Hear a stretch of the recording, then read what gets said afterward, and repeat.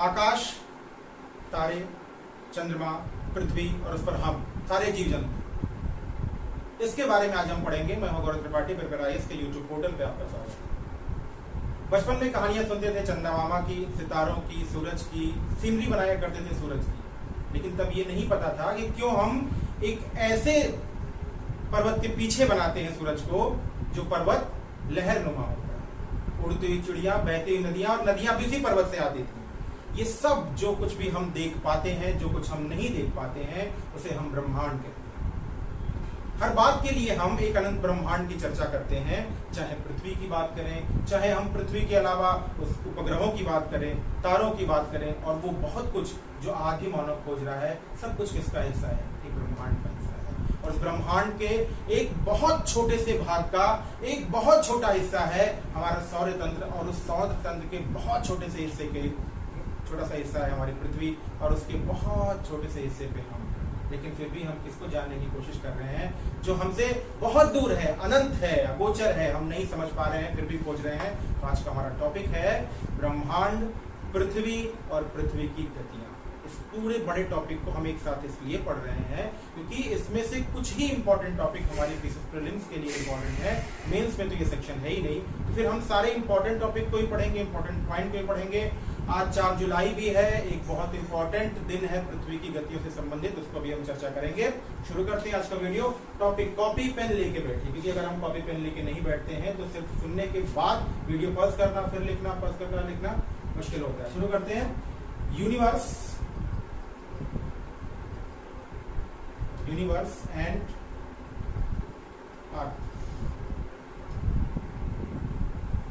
पूरा टॉपिक को हम इसी में समेट ले रहे हैं। हमें यूनिवर्स पढ़ना है, यूनिवर्स की कुछ बातें पढ़ना है, अर्थ का सिर्फ मूवमेंट पढ़ना है, बाकी में कुछ पढ़ना नहीं है। ज्यादा पढ़ेंगे उन टॉपिक्स को जो एग्जाम में नहीं पूछे जाते हैं, तो फिर आपका टाइम ही फेल होगा।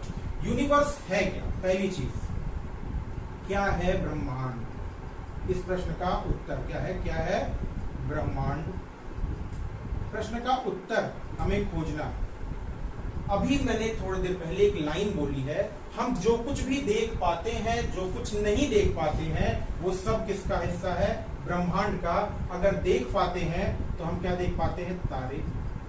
अगर देख पाते हैं तो हम क्या देख पाते हैं? पृथ्वी का एक पार्ट। अगर हम देख पाते हैं तो क्या देख पाते हैं? कुछ पिंड आकाशीय। इसके अलावा हम कुछ क्या देख पाते हैं? और एक देख पाते हैं ब्लैक मैटर, यानी एक काला, रात्रि में काला दिखता है, दिन में कुछ विशेष प्रभाव के कारण वो नीला दिखाई पड़ता है, वरना वो है क्या? सब कुछ ब्लैक। इसके अलावा हम कुछ भी जो नहीं देख पाते वो भी ब्रह्मांड का हिस्सा है। शुरू करते हैं कि ब्रह्मांड क्या है। इन सब के अतिरिक्त जो नहीं देख पाते वो ब्रह्मांड है। तो फिर ब्रह्मांड में और क्या है जो हम नहीं देख पाते हैं या जिसकी कल्पना हम करते हैं? देखिए, अगर इस पूरे भाग को ब्रह्मांड माने, वैसे किसी भी ब्रह्मांड को किसी भी एक खाके में समेट पाना नामुमकिन है, गलत भी है। लेकिन फिलहाल अगर हम इस पूरे खाने को ब्रह्मांड मानते हैं, यूनिवर्स मानते हैं, तो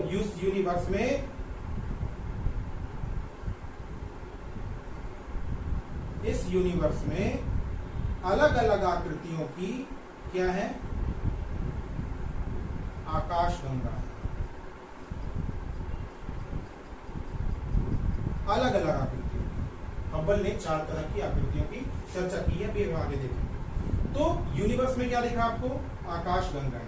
इन आकाशगंगाओं के बीच में देखिए थोड़ा थोड़ा गैप भी दिख रहा है। इसका मतलब क्या? आकाशगंगाओं के बीच का जो स्थान है, जिसे हम ब्लैक मैटर कहते हैं, वो भी किसका हिस्सा है? ब्रह्मांड का हिस्सा है। प्रश्न, ब्रह्मांड में क्या है, हम इसकी चर्चा कर रहे हैं। तो पहले हमने क्या देखा कि ब्रह्मांड किससे मिलकर बना है? आकाशगंगाओं से मिलकर बना है। अब दूसरा प्रश्न कि ये जो आकाशगंगाएं हैं वो किससे मिलकर बनी? दूसरा क्वेश्चन, भाई आकाशगंगा किससे मिलकर बनी है? तब देखिए, आपको हर आकाशगंगा के बीच में एक गैप भी दिखाई दे रहा होगा। यानी आकाशगंगा में क्या है? पहला तो आकाशगंगा के बारे में एक लाइन जानिए कि ये तारों का समूह है, और ये जो तारे बनते हैं ना, ये हाइड्रोजन गैस के घूमते बादल हैं। भूगोल या एस्ट्रोनॉमी में इसे कहते हैं नेबुला। इट मीन्स आकाशगंगा क्या है? हाइड्रोजन गैस, सॉरी, तारों का समूह है। ये तारे कैसे हैं? इसी हाइड्रोजन गैस के घूमते बादल, जिसे नेबुला कहते हैं। और अगर ये हाइड्रोजन गैस के घूमते बादल है, it means nebula, it means ये आकाशगंगा में क्या है? तारे तो हैं ही, गैस भी है।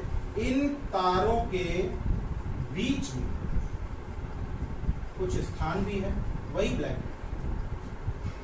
अदृश्य, जिसे हम नहीं देख पाते। तो इन सारी चीजों से मिलकर कौन बना है? ये आकाशगंगा है। और इसी तारों का एक सिस्टम होता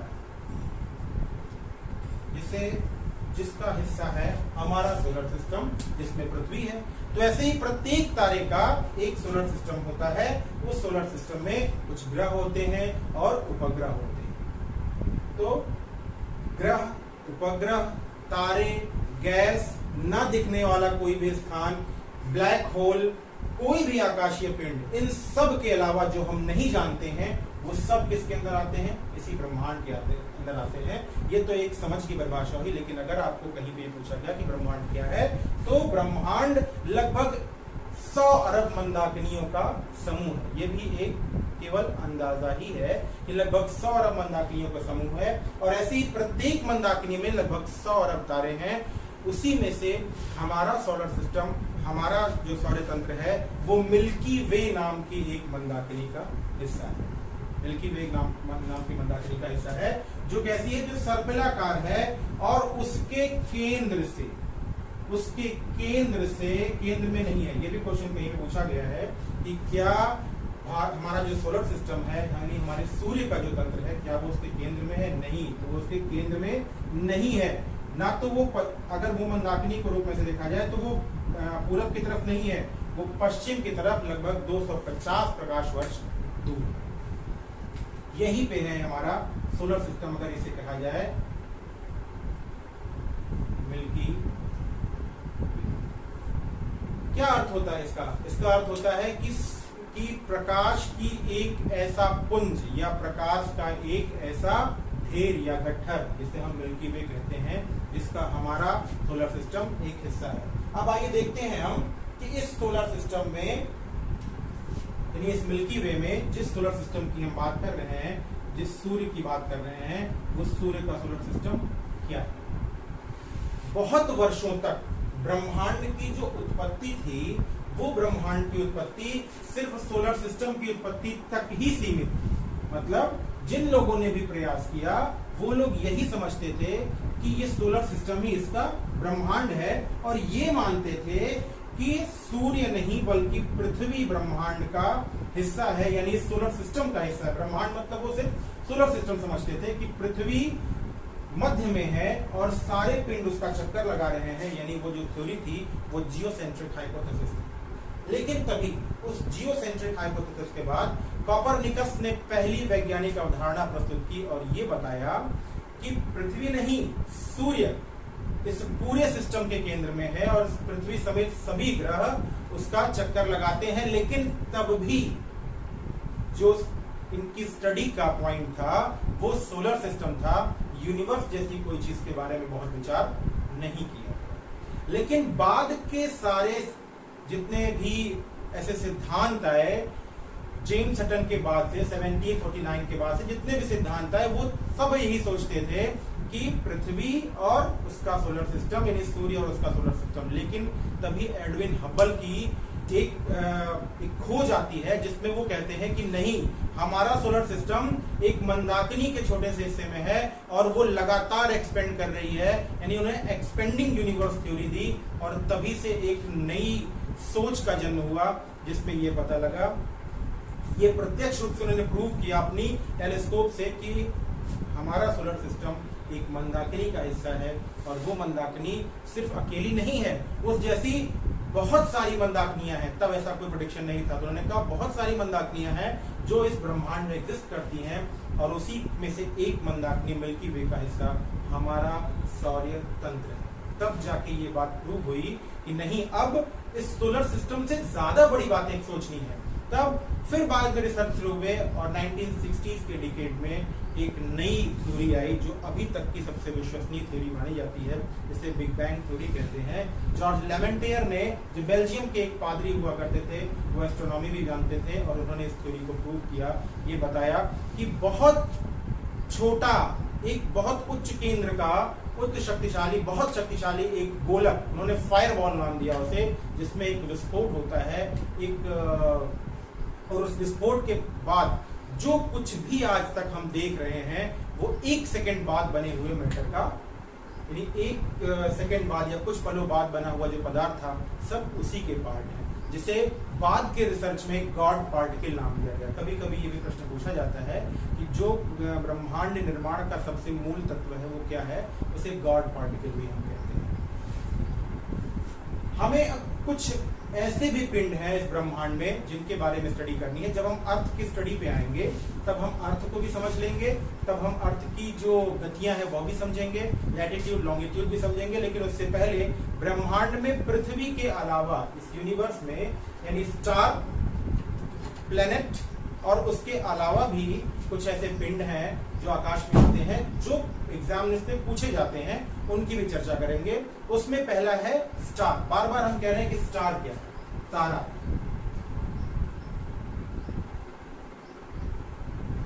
तारा क्या है? डार्क नाइट में, यानी जब अंधेरी रात होती है तो आपने आकाश में असंख्य तारे देखे,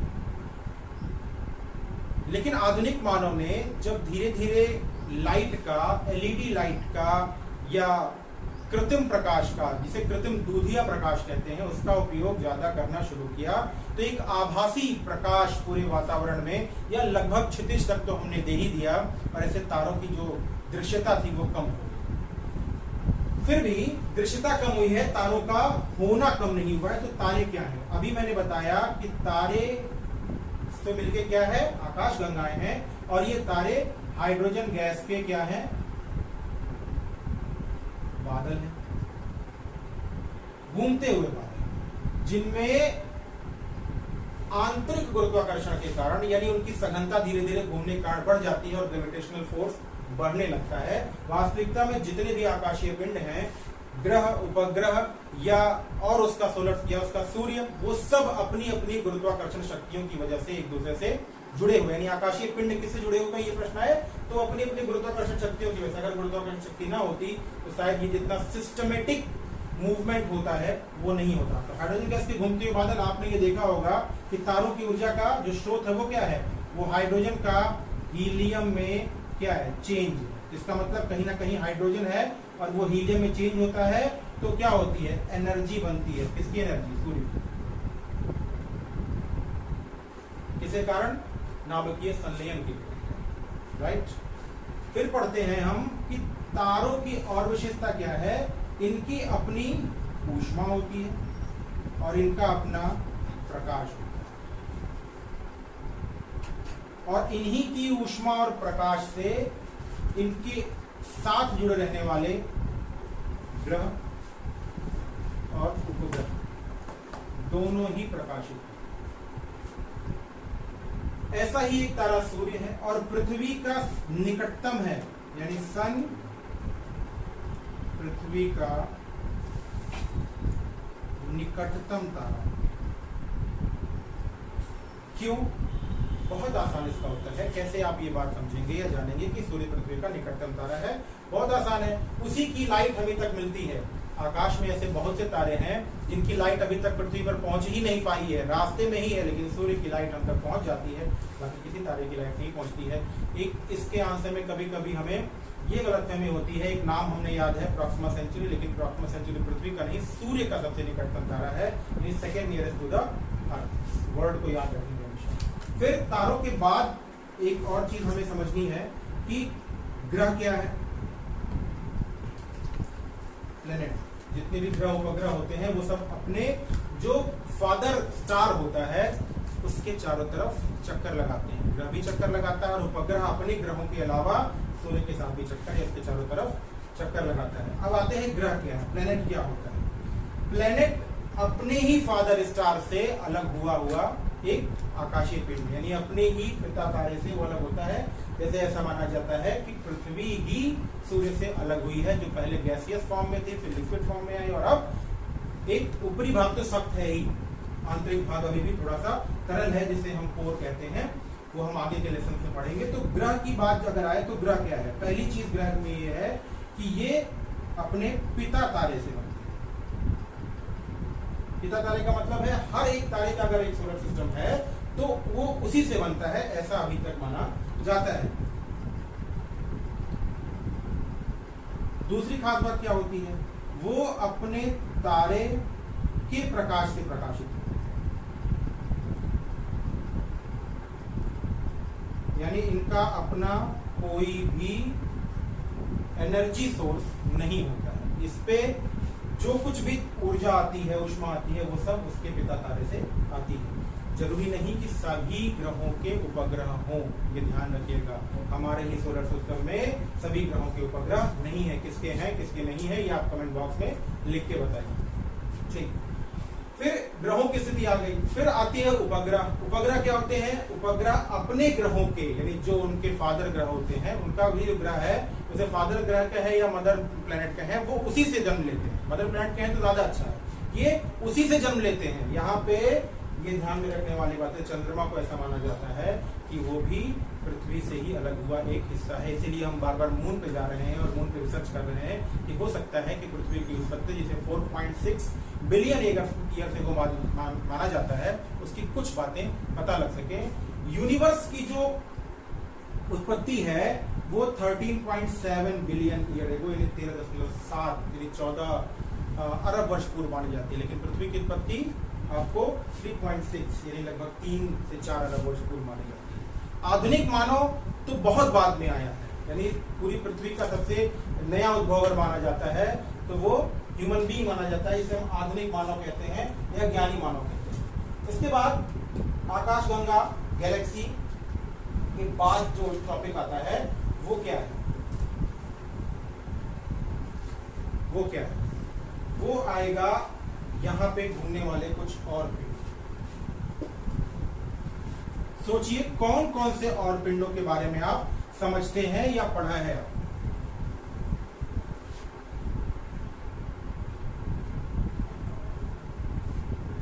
कौन कौन से आकाशीय पिंड और आपको लिखा पड़ता है?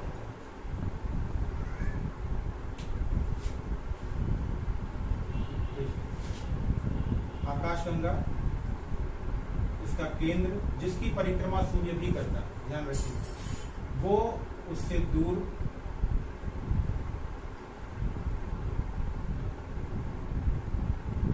लाइट ईयर यानी प्रकाश वर्ष की दूरी का मात्रक है, वहां ध्यान दीजिएगा, मीटर किलोमीटर मत लिखिएगा, ठीक है। सूर्य जो कि अपनी इस आकाशगंगा में 25000 लाइट ईयर एगो है, इसको नोट कर लीजिएगा, क्वेश्चन कहीं पूछता है। वो एक सौर्य मंडल बनाता है, जिस सौर्य मंडल में पहले 9 ग्रह हुआ करते थे, अब ग्रहों की संख्या 8 है। प्लूटो को ड्वार्फ प्लैनेट कह दिया गया है। अब सभी ग्रहों के बारे में हम वहां नहीं पढ़ेंगे, बहुत आसान सी चीज है। अब हम जो पढ़ेंगे वो पढ़ेंगे हम अर्थ, सन, मून, ठीक, इन सबों को हम पढ़ेंगे। लेकिन इससे पहले कुछ और आकाशीय पिंड जिन्हें हमें समझना है, जैसे एक आप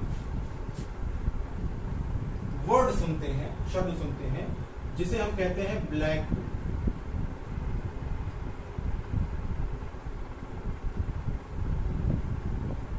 ब्लैक होल क्या है? ब्लैक होल दो बड़ी विशेषताएं, कृष्ण विवर्ती या कृष्ण क्षेत्र की दो बड़ी विशेषताएं। पहला कि ये उच्च गुरुत्वाकर्षण की स्थिति वाला होता है,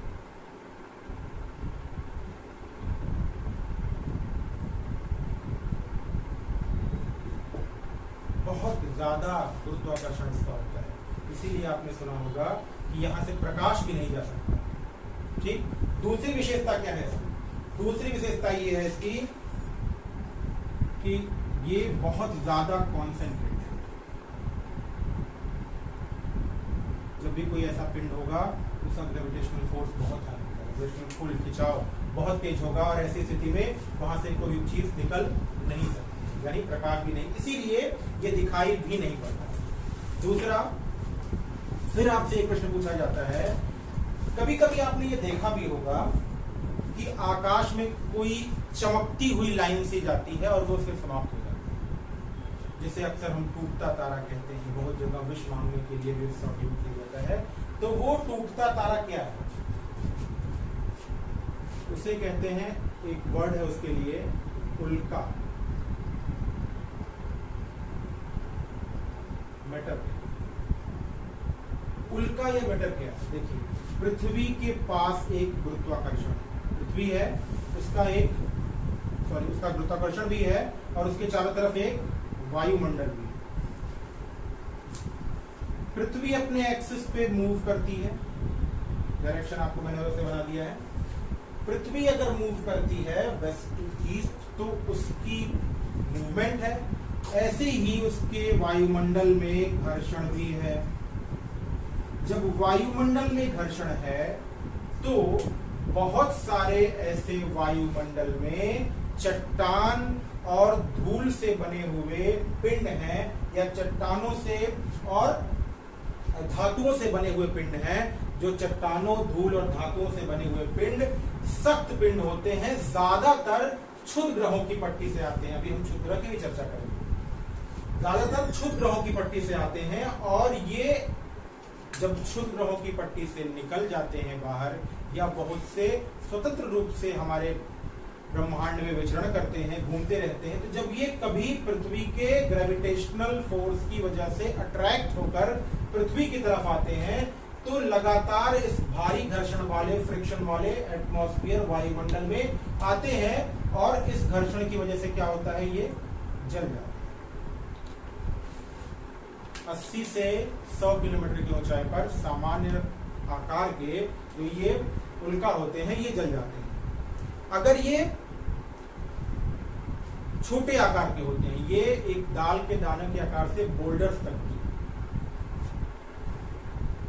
बड़े, बोल्डर इतने बड़े होते हैं, लेकिन जब ये पृथ्वी के गुरुत्वाकर्षण से प्रभावित होकर पृथ्वी की तरफ आए और घर्षित वायुमंडल में यानी फ्रिक्शनल एटमॉस्फेयर में अगर ये जल जाते हैं तो उल्काश्म,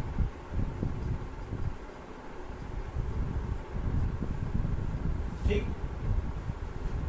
लेकिन जब ये नहीं जल पाए, कुछ का साइज इतना बड़ा हुआ कि जो अर्थ का एटमॉस्फेयर है वो इसको अपने फ्रिक्शन से जला नहीं पाता है, तब ये क्या होते हैं, तब ये पृथ्वी पर आकर टकरा जाते हैं। और जब पृथ्वी पर आकर टकरा जाते हैं तब हम कहते हैं कि उल्का पिंड गिर गया।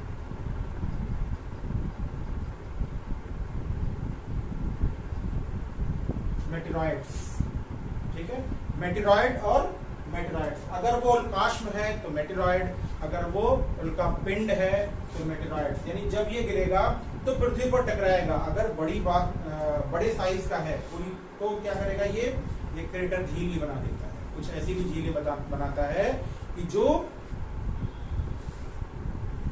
जिन्हें हम कहते हैं टेक्टोनिकली, उन्हें कहते हैं हम उल्का पिंड से बनी हुई झीलें। उसका एक टेक्निकल नाम है, मैं आपको किसी चर्चा करूंगा, अभी मुझे बहुत क्लियर नहीं वर्ड याद आ रहा है।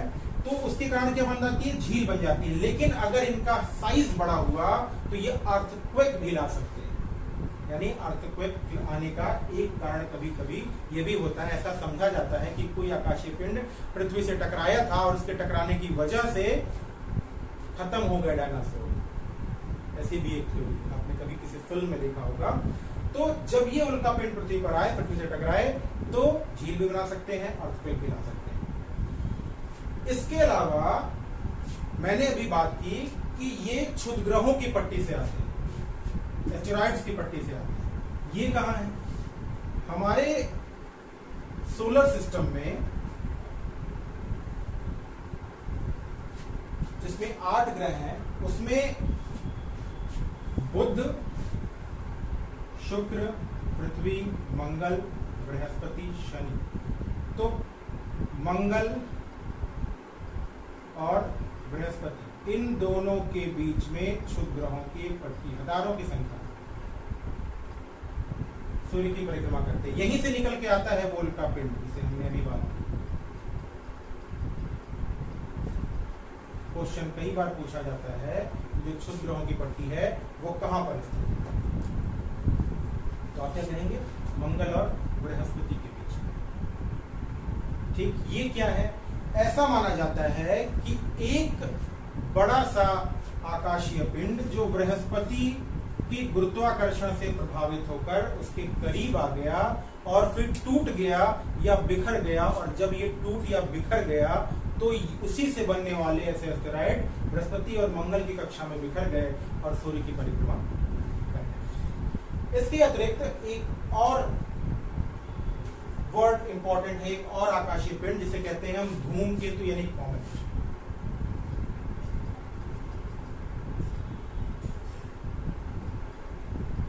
ठीक, धूमकेतु का एक फिगर हम देखते हैं, फिगर के बाद इसके बारे में चर्चा करेंगे।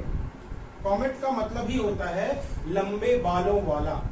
ठीक, तो लंबे बालों वाला जो धूमकेतु होता है उसकी स्थिति कुछ ऐसी होती है।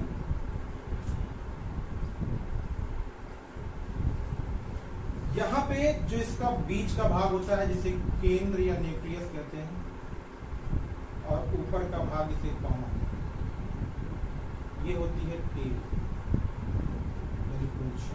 जब ये सूर्य की तरफ, सन की तरफ आते हैं तभी ये दिखाई पड़ते हैं। ये जो पूंछ होती है वो तभी दिखाई पड़ती है, अन्यथा दिखाई नहीं पड़ती है। ये पूंछ तब बनेगी ये सूर्य के करीब आएंगे, क्योंकि सूर्य से निकलने वाली जो सौर ज्वाला होती है, सोलर फ्लेरीज होती है, वो क्या करती है? इसको अप्रत्यक्ष रूप से जलाती है। क्यों? क्योंकि ये बना किससे है? बना किससे है ये देखेंगे ध्यान, धूल से बना है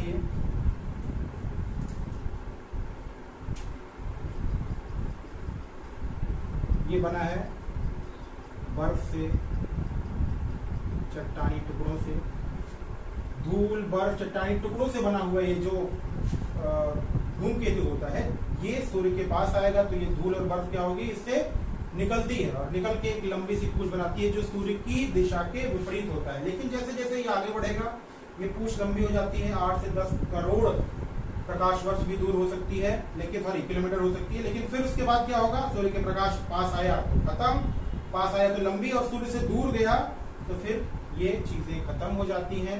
फिर ये होता है सामने और फिर निकल जाता है। कुछ धूमकेतुओं के निश्चित समय होते हैं, वो चक्कर लगाते हैं, सामने आते हैं, पूंछ का निर्माण करते हैं और फिर अदृश्य। ऐसे ही अदृश्य धूमकेतु हमारे ब्रह्मांड में लगातार विचरण कर रहे हैं।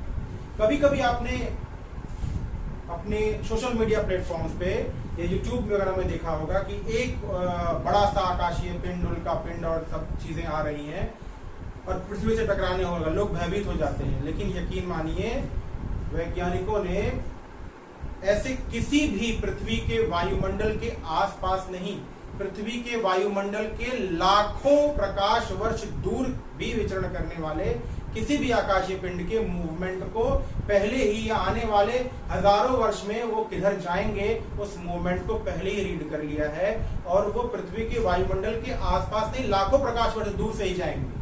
तो इसलिए कभी किसी ऐसे वीडियो फेसबुक और व्हाट्सएप पे विश्वास मत कीजिए कल दुनिया खत्म होने वाली, परसों खत्म होने वाली, ऐसा कभी नहीं होने वाला। और जो उसमें से सबसे करीब यानी सबसे करीब में जो लाखों प्रकाश वर्ष से दूर से जाने वाले हैं उनके लिए भी त्रिस्तरीय रक्षा प्रणाली वैज्ञानिकों ने तैयार कर रखी है। या तो उनको डाइवर्ट कर देंगे, वहां से रास्ते में ब्रेक कर देंगे, या उनकी जो स्पीड है उनको कुछ और तकनीकियां लगा करके स्लो करके डाइवर्ट करेंगे। तो ऐसे बहुत सी तकनीकियां विकसित कर रखी हैं। तो आने वाले समय में किसी ऐसे उल्का पिंड के लड़ने से या किसी भी बड़े ग्रह या किसी ग्रहों के भाग के लड़ने से कुछ होने वाला पृथ्वी का नहीं। फिर ये तो कुछ वो आकाशीय पिंड थे जो ग्रहों उपग्रहों के अतिरिक्त हैं। अब हम शुरू करेंगे इसमें पृथ्वी, अर्थ से। अर्थ के बारे में दो बड़े इंपॉर्टेंट पॉइंट्स हैं। पहला तो अर्थ मूवमेंट यानी पृथ्वी की गतियां, सबसे इंपॉर्टेंट, सबसे ज्यादा क्वेश्चन चाहे वो यूपीपीएससी हो चाहे यूपीएससी हो, अर्थ के मूवमेंट से कॉन्सेप्चुअल क्वेश्चन बहुत आते हैं। फिर अर्थ के बारे में कुछ जो फैक्ट हैं हमें वो भी याद रखना, पूछता है क्वेश्चन। फिर अर्थ पे इमेजिनरी लाइन से क्वेश्चन आएगा और अर्थ के मूवमेंट से क्वेश्चन। यहां से शुरू होता है हमारा वो टिपिकल पार्ट, वो महत्वपूर्ण पार्ट जो लगातार एग्जाम से पूछा जाता है। हमने शूटिंग स्टार्स के बारे में समझा, हमने कॉमेट्स के बारे में समझा, हमने समझा यूनिवर्स क्या है, यूनिवर्स में सोलर सिस्टम कहाँ पे है, मंदाकिनियां क्या है, तारे कैसे बनते हैं, तारों के विशेषताएं क्या है, ग्रहों की विशेषताएं क्या है। अब हम ऐसे ही सोलर सिस्टम के एक महत्वपूर्ण पार्ट पे आते हैं जिसे कहते हैं अर्थ, पृथ्वी। ब्रह्मांड की उत्पत्ति के बाद उत्पत्ति के संबंध में जो विचारधाराएं आई उसमें पृथ्वी की उत्पत्ति के बारे में भी विचार आना प्रबल हो गया। पृथ्वी की उत्पत्ति के बारे में सोचे जाने लगा। फिर बाद में ये बात लगभग प्रूव मानी जा रही है, या अभी तक की सर्वमान्य विचारधारा है कि पृथ्वी ही क्या है, सूर्य से अलग हुआ हिस्सा है, और वो पहले गैसियस अवस्था में, फिर लिक्विड, और फिर अब ऊपरी भाग सख्त अवस्था में है, जो कि आंतरिक रूप में जाने पे उसका जो कोर है वो आंशिक रूप से पिघला हुआ है। अगर सौरमंडल की बात करें, सोलर सिस्टम की बात करें, तो सूर्य के बाद यानी सन के बाद बुध, शुक्र, पृथ्वी यानी तीसरी दूरी पे, और एकमात्र ग्रह ऐसा है जिसके पास लाइफ है, जिस पे लाइफ है। बाकी किसी भी प्लेनेट पे कोई लाइफ नहीं है। लगातार हम खोजने का प्रयास कर रहे हैं, लेकिन अगर खोज भी लिए तो क्या होगा, पहले तो खोजना ही नहीं चाहिए। पृथ्वी को ही जीवनदायिनी बनाना चाहिए। इतना पैसा खर्चा करके पृथ्वी के जितने भी लोग हैं उनकी लाइफ के बारे में पहला सोचा जाना चाहिए। इसका मैं ये नहीं कह रहा हूँ कि आप रिसर्च बंद कर दिया जाए, हमें इतनी टेक्नोलॉजी होनी चाहिए कि हम स्पेस में कहीं जा सकें, लेकिन उसके लिए सिर्फ उसी के लिए प्रयास किया जाना चाहिए। तो पहले पृथ्वी को लिविंग लेवल पे लाना चाहिए। तो हम बात कर रहे हैं पृथ्वी पे, जिसका अपना वायुमंडल है, जिसका अपना लाइफ है। अगर वायुमंडल नहीं होता तब भी लाइफ नहीं होती। कैसे नहीं होती? अगर वायुमंडल नहीं होता तो सूर्य से आने वाली किरणों से जो दिन का तापमान है वो 180 डिग्री तक पहुंच जाता, 200 डिग्री तक पहुंच जाता, और जो रात का तापमान है वो क्या होता, वो माइनस में 100 डिग्री तक पहुंच सकता है, तो फिर पहुंच जाता। तो उसकी वजह से क्या होता है, लाइफ तो एग्जिस्ट नहीं हो पाती। पृथ्वी का वायुमंडल है, इसीलिए पृथ्वी पर जीवन है। और पृथ्वी पर जीवन है तो हम देखेंगे कि पृथ्वी पर होने वाले जो जीवन है वो कैसे है, क्या उसकी स्थितियां हैं, जो ज्योग्राफी के अगले पार्ट में हम पढ़ेंगे। लेकिन इसमें पढ़ते हैं कि पृथ्वी का आकार एक बहुत कॉमन सा परसेप्शन है। लोग समझते हैं पृथ्वी कैसी है, पृथ्वी नारंगी जैसी है, पृथ्वी सेब जैसी है, पृथ्वी नींबू जैसी है, ध्रुवों पे चपटी है, यही मानते आ रहे हैं। लेकिन पृथ्वी के आकार की, जब एकमात्र ऐसा अनोखा ग्रह है जिस अनोखे ग्रह पे जीवन है, दूसरे किसी ग्रह पे जीवन नहीं है, तो यदि दूसरे किसी ग्रह पे जीवन नहीं है, सिर्फ पृथ्वी पे ही जीवन है, तो इसकी अनोखी बात है कि ये पृथ्वी के आकार की है, जिसे हम जियोइड कहते हैं, या जिसे पृथ्वी आकार कहते हैं। ये बात तो सही है कि पृथ्वी जो है वो ध्रुवों पर थोड़ी सी फ्लैट है, चिपटी है।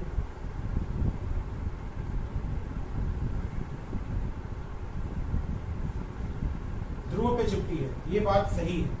लेकिन ये भी बात के रिसर्च में आई है कि पृथ्वी सिर्फ ध्रुवों पे ही नहीं, पृथ्वी भूमध्य रेखा पे भी कहीं दबी हुई है। ध्रुवों पे चिपटी नहीं है, भूमध्य रेखा पे भी कहीं दबाव है। यानी जो भूमध्य रेखीय क्षेत्र है, भूमध्य रेखा तो काल्पनिक है, लेकिन जो भूमध्य रेखीय क्षेत्र है वो भी क्या है, वहां पे भी पृथ्वी दबी हुई है। अगर वहां पे पृथ्वी दबी हुई है, इसका मतलब ये गोलीय नहीं है, संतरे की आकार की नहीं है, किसी भी आकार, तो पृथ्वी आकार है, यानी जियोइड है। वर्ड हमेशा याद रखिएगा। फिर दूसरी बात आती है कि आखिरकार पृथ्वी अगर गोल चिपटी है तो उसका इम्पैक्ट क्या है। इम्पैक्ट अभी पृथ्वी का जो रोटेशन और रिवोल्यूशन है हम वहां देखेंगे। तो पृथ्वी फ्लैट है ध्रुवों पर, और पृथ्वी जो भूमध्य रेखा, काल्पनिक रेखा है, वहां पर उभरी हुई है। ये क्यों होता है, ऐसा है क्यों? ऐसा सिर्फ इसलिए है कि पृथ्वी घूम रही है, अपने एक्सिस पे रोटेट कर रही है। अगर रोटेट नहीं होती तो क्या होता, तब ऐसा शेप नहीं बनता, क्योंकि रोटेट करने में बहुत सा ऐसा मास होता है जो पोल से निकल के कहा जाता है इक्वेटर पे आ जाता है, इसीलिए इक्वेटर पे थोड़ा सा फ्लैट है और पोल पे थोड़ी सी चपटी है। दूसरी बात कि जो पृथ्वी का केंद्र है, पृथ्वी का सेंटर है, उसी पृथ्वी के सेंटर पे लगभग 21 किलोमीटर 21 किलोमीटर का डिफरेंस कम है। यानी जो ध्रुव है वो पृथ्वी के केंद्र से, पृथ्वी के सेंटर से जो चुंबकीय, यानी पृथ्वी का जो कोर भाग है ना, वो किसका बना है, वो चुंबकीय पदार्थों का, यानी लोहे और सिलिकेट का बना हुआ है। तो वो जो चुंबकीय पदार्थ होता है वही खींचता है, वही का ग्रेविटेशनल पुल है पृथ्वी के चारों तरफ, पृथ्वी के हर एक पॉइंट पे। लेकिन क्योंकि ये जो क्षेत्र है, ध्रुव है, वो भूमध्य रेखा के कंपैरिजन में 21 किलोमीटर की नजदीक पे है, तो वो इतना नजदीक है, उसका कारण है नजदीक है, तो क्या होगा, उसके केंद्र से यहाँ पर जो दबाव है वो या खिंचाव है वो ज्यादा लगेगा। दैट्स वाई जो हमारा भार हम महसूस करते हैं वो जो पोल्स है वहां पर ज्यादा है इन द कंपैरिजन ऑफ भूमध्य रेखा, और घूमने के कारण भी ये सारी प्रक्रियाएं बनती हैं। फिर हम देखते हैं कि जो पृथ्वी का शाप, जिसे हम जियोइड कहते हैं, उस जियोइड में किसी भी लोकेशन को समझने के लिए हमने कुछ इमेजिनरी लाइंस खींच रखी हैं, कुछ काल्पनिक, यानी ग्लोब जो पृथ्वी का एक मॉड्यूल है, उस ग्लोब पर ऐसी काल्पनिक रेखाओं को हमने खींचे थे। 2 काल्पनिक रेखाएं आपको दिखाई पड़ रही हैं, ठीक। इसी को पहले देख लेते हैं। जो काल्पनिक रेखाएं लेटी हुई हैं, यानी पश्चिम से पूरब या पूरब से पश्चिम है, उन्हें हम कहते हैं लैटिट्यूड, और जो उत्तर से दक्षिण है, जो अक्षांशों यानी ध्रुवों को मिलाती हैं, उन्हें हम कहते हैं लॉन्गिट्यूड, यानी देशांतर या यामोत्तर या अक्षांश। लैटिट्यूड को अक्षांश याद रखने का तरीका है कि जो अक्षों या ध्रुवों या पोल्स को नहीं मिलाती है, उन्हें अक्षांश कहते हैं। फिर एक चीज और कि पृथ्वी के उत्तरी ध्रुव और दक्षिणी ध्रुव को मिलाने वाली एक और काल्पनिक रेखा है जो पृथ्वी के केंद्र से जाती है, जिसको पृथ्वी का काल्पनिक अक्ष कहते हैं। ये उत्तरी ध्रुव और दक्षिणी ध्रुव के बीच से जाती है। 3 लाइन्स हैं इंपॉर्टेंट। पहली एक है पृथ्वी का अक्ष, दूसरा है अक्षांश जो पूरब से पश्चिम खींचने वाली लाइन्स होती है, और तीसरा है लॉन्गिट्यूड जो उत्तर से दक्षिण की तरफ। एक पॉइंट और आज पढ़ते हैं, फिर नेक्स्ट क्लास में हम पढ़ेंगे। पहला कि ये जो अक्ष है, ये अक्ष उत्तरी ध्रुव और दक्षिणी ध्रुव को मिलाता है। एक बात हमेशा हम देखते हैं कि पृथ्वी 23.5 अंश झुकी हुई है, लेकिन कहां पर इस बात को समझते हैं, तो पृथ्वी के प्लेन ऑफ द ऑर्बिट पर जो परपेंडिकुलर यानी लंब है, 2 कोण है, एक ये और एक ये, तो ऑर्बिट ऑफ द प्लेन से पड़ने वाले लंब पर, ऑर्बिट ऑफ द प्लेन पर जो लंब पड़ता है, उससे ये जो अक्ष है काल्पनिक, उसके बीच का जो कोण है वो 23.5 डिग्री है, और ऑर्बिट ऑफ द प्लेन से जो अक्ष है उसके बीच का कोण क्या है, 66 डिग्री एंड हाफ। दोनों ही कोण एक बार किसी परीक्षा में दे दिए गए थे, कोण ए और कोण बी, और लिखा हुआ था कि आप सबके नाम अलग लगेंगे। तो ऑर्बिट ऑफ द प्लेन से है, भूमध्य रेखा से नहीं है, क्योंकि अगर पृथ्वी झुकी हुई है, भूमध्य रेखा की बात करेंगे तो वो ये यहाँ होगा। लॉन्गिट्यूड और लैटिट्यूड से आगे का जो क्लास है नेक्स्ट वीडियो में क्लियर करेंगे। आई होप कि आपको ये वीडियो अच्छा लगा होगा। बहुत ध्यान से देखिए, अगर किसी पॉइंट को समझ में नहीं आया है तो आप नीचे कमेंट बॉक्स में लिखिए, वीडियो को शेयर कीजिए, सब्सक्राइब कीजिए हमारे चैनल को। Very good.